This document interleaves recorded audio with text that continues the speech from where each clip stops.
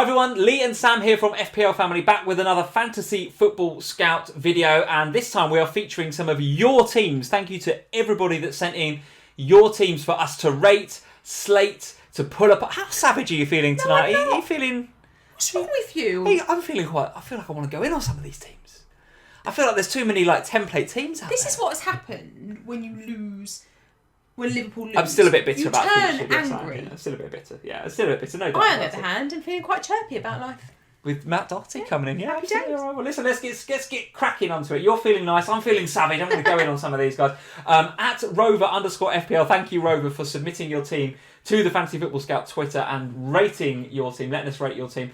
He's put some comments in with his tweet as well, Sam. Wants to talk about, let's see, Dominic Calvert-Lewin up front. So he's gone pretty heavy up front with, looks like he's got Harry Kane, Timo Werner, who look like good picks, and popular picks as well. But Dominic Calvert-Lewin, I haven't seen him in too many drafts, I must admit. But Rover is saying, well, could he be a Mitrovic or an Adams or even an Iheanacho? And I'll come to you on Adams in a minute because he's in your draft. The other comment that he wants to make is Richie, he believes, is going to become a bit of an early budget bandwagon in game week 3. Well, listen, not a lot of people talking about Matt Ritchie yet. Certainly on different. The set pieces, on the penalties, I think, as well, at Newcastle. But listen, the same price, I think. Is it the same price as St. Maximin, Richie? Look, I mean, to be honest, I'd pay about 2 million more for St. Maximin over what I would for Matt Ritchie. But there you are. I didn't think you were going to be too savage. You've just gone straight in. Richie's on the set pieces. He takes it. Okay, I think St. Maximin is a bit more of a sexier pick, a bit of a flair pick, and we've got to remember his 3 assists that he got against Bournemouth towards the back end of last season. Yeah, he's a hero. Richie is he's a very good player, and don't get me wrong, but Richie's going to tick it over, isn't he? He's going to pick up the odd assist and get, that clean sheet bonus point as well in midfield. Yes, yeah, but St. Max gets that too. I think for me, of the two of them, if I was going to go with a Newcastle midfielder, which I am, I'd be going with St. Max. I think he is the obvious pick at Newcastle, and I also think he'll be fairly differential anyway in himself. So possibly. I think that there's better value for me in St. Max than there is. The Dominic Calvert-Lewin, I've said I'm not going to be savage, but I can't get on board with that. I just can't. I think... How are you feeling about Calvert-Lewin versus Che Adams or Mitrovic or Iheanacho? Talk to me about Che Adams, because you think there's good things to come from Che Adams. I mean, I really like him, and I liked him at the beginning of last season, but we never really got the best out of him, and he wasn't getting the game time because obviously Danny Ings was doing Danny Ings things last season.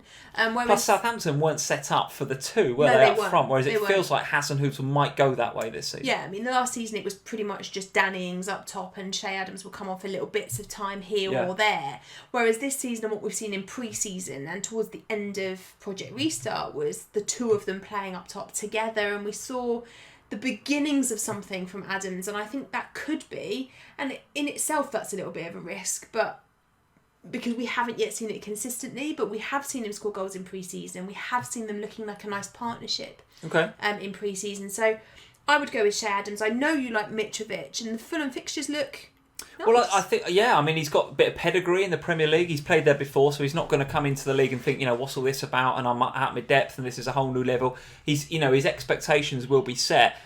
Golden Boot in the Championship last season. Now, we have seen other players come up from the Championship, win the Golden Boot, and then struggle in the Premier League. But like I say, he's got that experience. Has done it before. The Fulham fixtures look all right. I think it's Arsenal game week 1. Now, we saw in the Community Shield, Arsenal very, very defensively organised, which...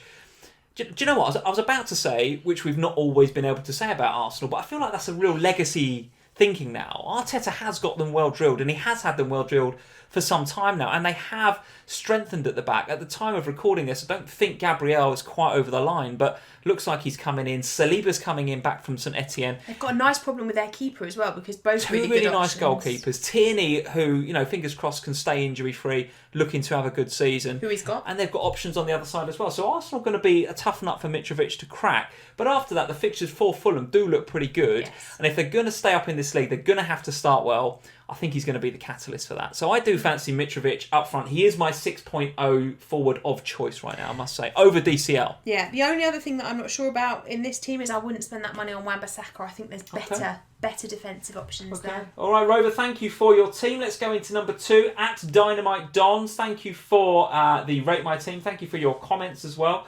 Let's see what DynamiteDons was saying. Looking at rotating the cheaper defenders depending on fixtures, or should I invest more money there? So what Kyle from at DynamiteDons is saying there, he's gone big on Trent Alexander-Arnold, which I think is a very popular tactic, although not played many pre-season minutes. Trent and Robbo did look better, or look good, I should say, back to his best, maybe even, in the Community Shield. So there's a little bit of thinking to be done there, potentially. But look, James Justin, Carl Walker-Peters and Ruben Vinagre as his 4.5s at the back there. Going to be rotating those guys with Charlie Taylor as well from Burnley, who's going to come in. Obviously doesn't play in game week 1, but will do from 2 onwards. How are you feeling about that as a strategy, having a bit of a pool of 4.5s to go with Trent? That is currently how my team sits at the moment. And in fact, this team is quite similar to how my team is set up at the moment. Team, yeah. And I think there is... So that my issues with my own team are kind of shared with my thoughts on this one, in that my concern is that with just having a load of 4.5s and Trent, there is very little wiggle room or places that you can go if you suddenly get some defensive quality coming from elsewhere. And I'm thinking, in the likes of the Spurs midfield, for example, or anyone in that 5 and above category, if they all start keeping clean sheets, which Spurs could on this nice run of fixtures that they have, it's going to be a real struggle to get there from these guys. But I do like Carl Walker-Peters. I think he is a really, really nice pick. I'm not sure about him with the double up with McCarthy is my only issue there. I think that's a lot of Southampton defence. James Justin I like. I think he is a really talented kid. We saw that there was some attacking potential from him in Project Restart. He was unlucky not to score against Man United and hit the crossbar. So there's some upside to him as well, but they have just lost Ben Chilwell. Is that going to be an issue? Well, do you know what? I think James Justin actually quite versatile. He has played left back, I think, not recently for Leicester, but he has done in his past and his career. I've been reading. So I think he could fill in there for Ben Chilwell. It might be temporary, but listen, if they don't replace Ben Chilwell, who's to say that he might not play there full time? Listen, he got Ricardo Pereira coming back, who you've got to assume is going to be a first choice on that side. So could James Justin move to the other side? Maybe. For me, I would just be a little bit concerned about him as a rotation risk. And Leicester generally, yes, I guess no Johnny Evans because he's suspended, I think, for the first couple of games. So that would put me off them a little bit initially. The fixtures for Leicester don't look too bad, actually, in the short to medium term. At 4.5...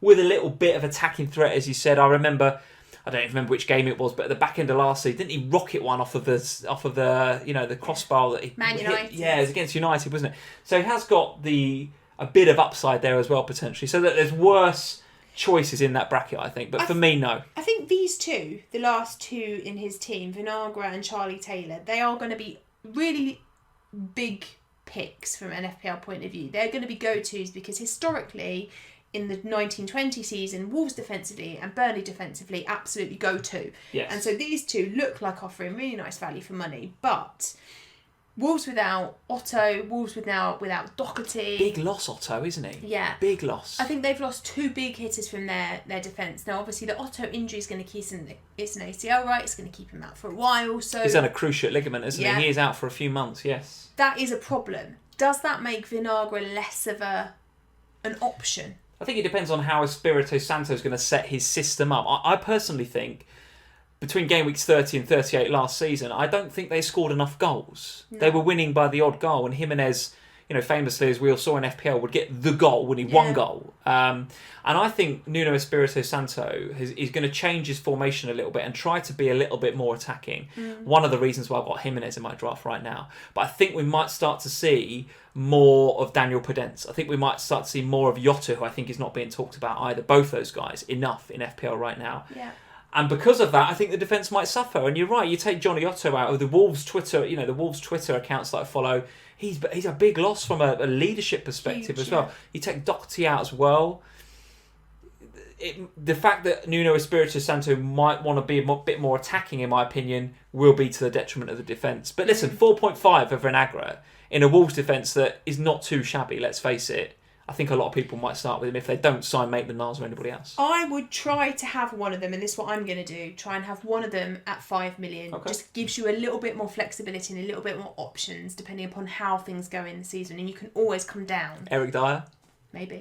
Eric Dyer. Those of you that haven't figured out, Sam is a Spurs fan. I don't know if any of you have figured that out. At David Bell 373, thank you for the rate to my team. Let's see what David is saying. Has he got too much in reserve, Sam? Ooh. David is saying. He's got 1.5 million in the bank. He's got Manchester United players on the bench. So I think David's point here is that he's kind of holding a bit back, and he's setting himself up for the sort of short to medium term and looking ahead at game weeks 2, 3, 4 and onwards, and maybe therefore not putting quite so much not effort, but he's not putting as much resource into game week 1. So he's maybe thinking about taking a little bit of a hit on the basis that the Man U players come in game week 2 and 3. Now, at the beginning of last season, you did that, if I remember rightly, if I think 12 months ago from now, I remember you saying to me, well, listen, you had a pretty average game week 1, but in 2, 3, 4, 5, you did really well, and the start was great. Yeah. So how do you feel about David's comment here? Should we be putting, going for the fast start in game week 1, or should we be playing a little bit of a longer game here and thinking a bit more longer term? I think the longer game is definitely a good strategy. It worked really well for me last season. It's the first season last year that I've done that. Every other year it was always focusing particularly on game week 1, and then I'd kind of worry about the other game weeks as they came with my transfers to fix. This year I think it's even more important because we don't have 4 clubs playing in game week 1, and the loss of Man City and Manchester United is big, but also Burnley is big in terms of players that we wouldn't want to own, particularly in defensive terms, and Aston Villa maybe less so. But you have to plan, you have to have a strategy, because you are going to want to own the likes of KDB or Sterling. You're going to want a Manchester Having United Martial player. and Greenwood on your bench. Good planning. As soon as that game week 1 deadline passes and you set your bus team for game week 2, I mean, surely David's going to be looking at his team and going, "Oh, that's fantastic! Yeah, it's 2 Man United players straight in." And I think that's what you want. Ideally, you want 1 or 2 players sat on your bench in game week 1, knowing that they're there for you in game week 2. And it's less important with Manchester City because the fixture in game week 2 is Wolves, and that's not an easy game. But for Manchester United, the fixture in game week 2 is nice, and so you're going to want those players there. So having them on the bench is a good idea. Is it too much to have 1.5? Now, my guess is that 1.5 is to get to, or to enable growth here, maybe of some to a Manchester City player later on, or maybe, I don't know, getting somewhere else out of this team. It's not a bad idea, but that defence worries me a little bit.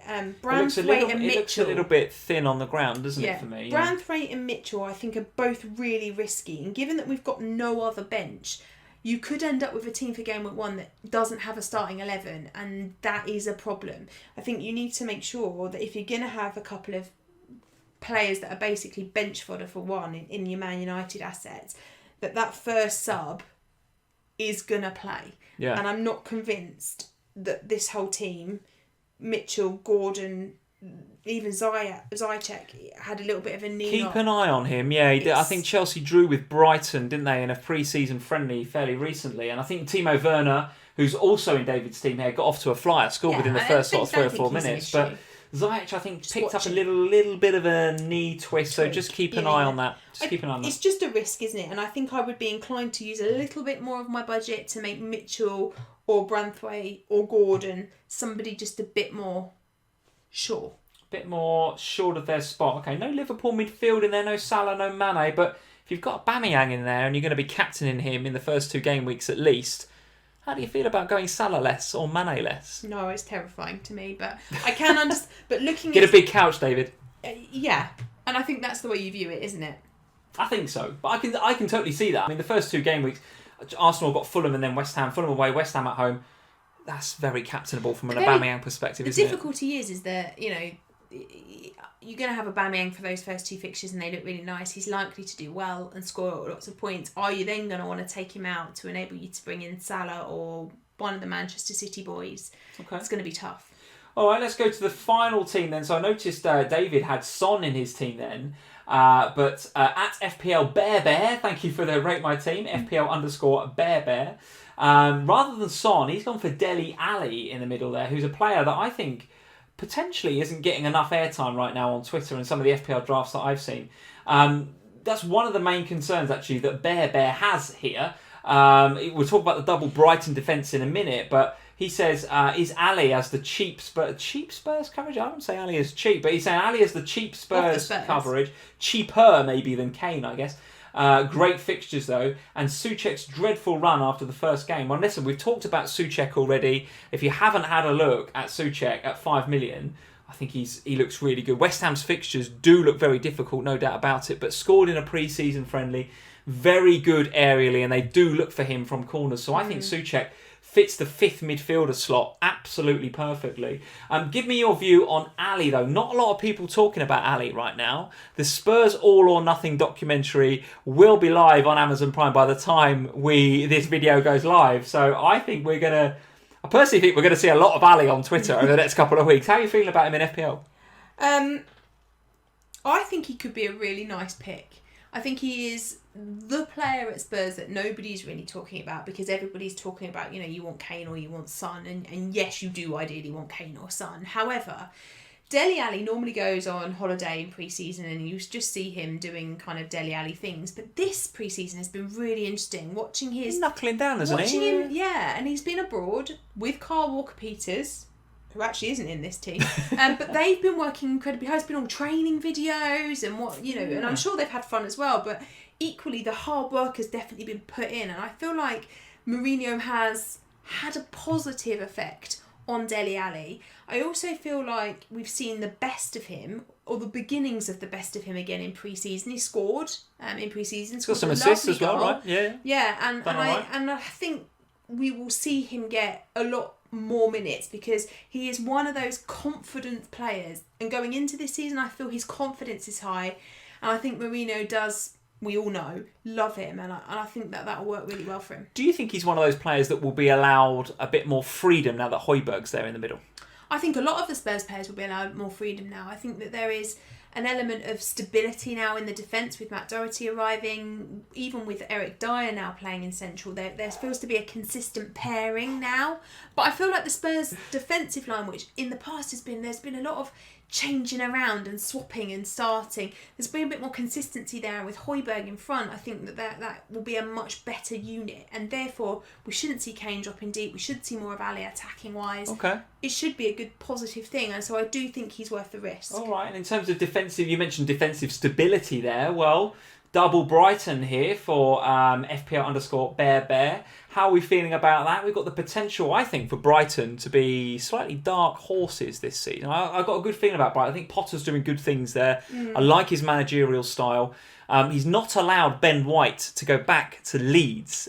He was fantastic on loan for Leeds in the Championship last season. And from what we're hearing, Potter, at time of recording, is very keen to keep Ben White and start developing him in that Brighton side. So if he can do that, could be very, very good for Ryan owners, could be good for Lamperty owners. How are we feeling about the Brighton double up in defence, though? The only concern I have, so I'm all right with a double up defensively. He's got the Liverpool one going on there with Van Dijk and Trent as well.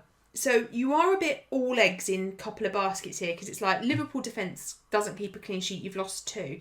Brighton doesn't keep a clean sheet. Sheets, aren't we? Well, yeah, it's less of a risk with you guys, right? But you've got 2 players in one team and then 2 players in another. You haven't really got much option on the bench in terms of it's just Mitchell.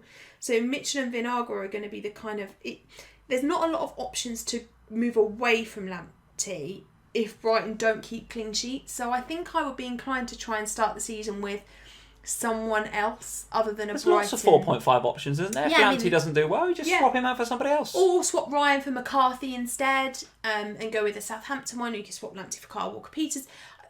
I don't think I'd go with another double up, is all I'm saying. All right, I think it's going to be a consistent theme. Lots of choice at 4.5, so I think we are going to see a lot of options there, chopping and changing as teams keep clean sheets and as teams start to look more defensively sound. So thank you guys for sending in your Rate My Teams. Thank you for joining us on this video. Plenty of tinkering still to do. 2 weeks left until the big kickoff on September the 12th. We're nearly there. We've got the fixtures now. We've got the prices. We're starting to see a bit of form as well in pre-season. So guys, get those game week 1 teams. Start locking those in. Start deciding which players you're going to have and start thinking about your captains, etc. Plenty more videos to come from Fantasy Football Scout and indeed from us, FPL Family, between now and the start of the season. So hit that subscribe button, hit the notification bell as well if you haven't already. Leave us a like before you go, and we'll see you next time. Bye, guys. Cheers, guys.